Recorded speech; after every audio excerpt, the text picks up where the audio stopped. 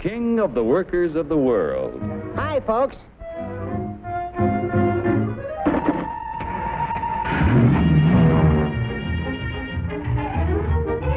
Joe's the king because he can buy more with his wages than any other worker on the globe.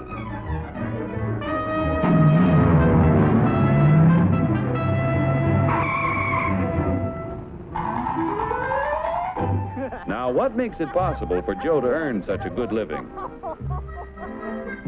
He's no smarter than workers in other countries. Are you kidding? He's no stronger than workers in other lands. Oh, yeah? Well, just watch me.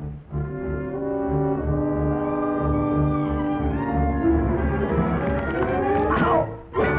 Just because Joe's an American doesn't mean... Yeah? Well, being an American is the best thing in the... Oh! My back! Sure, being an American is great, but how could you be superior to any foreigner when you or your folks might be any one of a dozen different races or religions? So, if you're no Superman, it must be the American way of doing things that makes you the luckiest guy in the world. I don't think I'm so lucky. You don't? Well, let me show you.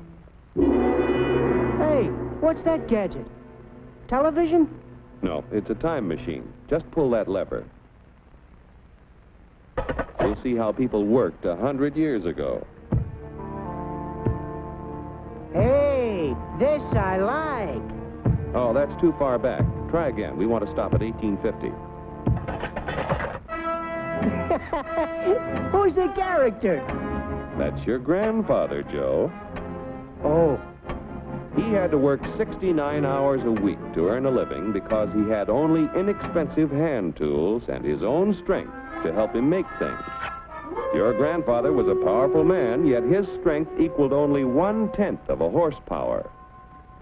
You have hundreds of horsepower in this costly giant of a machine to multiply your strength and efficiency 1,000 times. This makes it possible for you to earn more than any worker in history.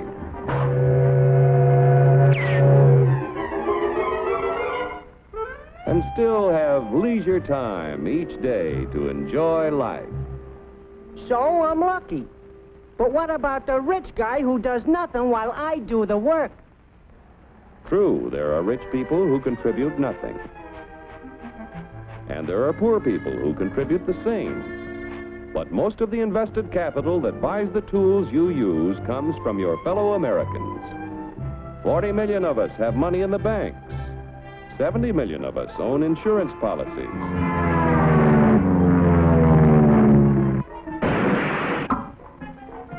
Over 15 million of us invest savings in corporation stocks and bonds, which help to finance industry. Each year, the people of America invest billions of dollars to create new plants and equipment. This invested capital buys the tools which make a man's labor worth more because he produces more.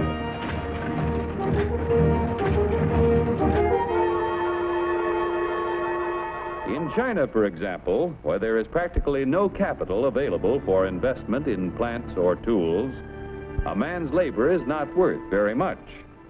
A coolie takes 10 days to move 10 gallons of kerosene 100 miles at a freight cost of 10 cents a gallon. An American railroad worker takes only 2 hours to move 100,000 gallons of kerosene 100 miles at a freight cost of 1 cent a gallon. The coolie makes 10 cents a day. An average American railroad worker makes $10 a day, or 100 times more than the coolie. The average railroad worker has the benefit of a $20,000 investment in equipment. The Chinese coolie's equipment is worth only 10 cents. With constant improvement in expensive tools and the skill to use them, the value of any man's labor can be multiplied many times.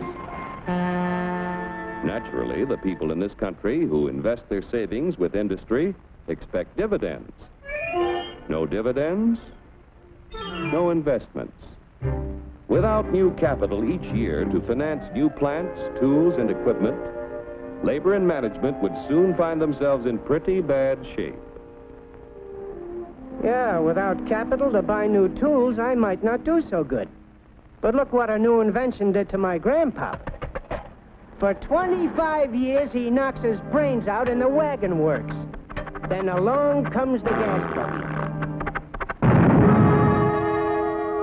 Need I tell you what happened to Grandpop?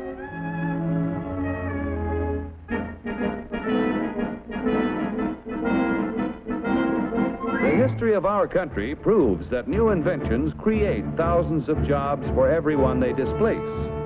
So it wasn't long before your grandfather had a better job, had more pay for less work.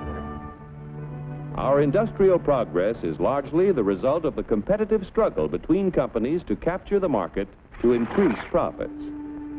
Huge sums are spent each year to make a better product to sell for less. Yet, regardless of how much money is spent to develop a new idea, there is often failure. When research proves successful, everyone shares in the accomplishment.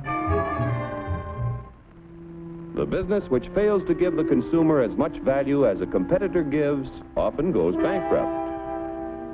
However, on a national scale, competition gives the greatest good to the greatest number by continually producing more and better goods at lower prices.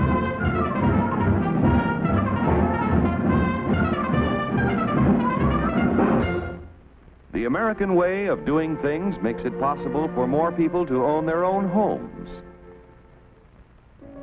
We're only 7% of the world's population, but we have 50% of the radios.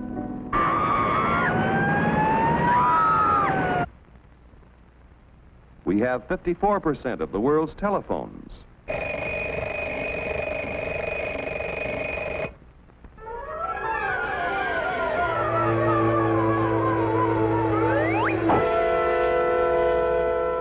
Americans own practically all the refrigerators in existence to give them plenty of ice quickly and easily. Bathtubs, we've got 92% of them. Most of us have the leisure time to enjoy the peace and quiet of the beautiful countryside as we drive about in 72% of the world's automobiles. I told you to turn at the last corner. You don't eat it. You eat it. I don't like it. I want to get candy bar. Under the protection of our freedoms, American labor, management, and capital, the greatest production team in the history of mankind, have made the United States the industrial master of the world. Capital must continue to provide industry with the funds to create new tools and plants. Labor and management must continue to increase the production of better goods at lower prices so that more people will be able to buy the things that make life easier and happier for all of us. Then Joe will continue to be the king of the workers of the world. You said it, brother.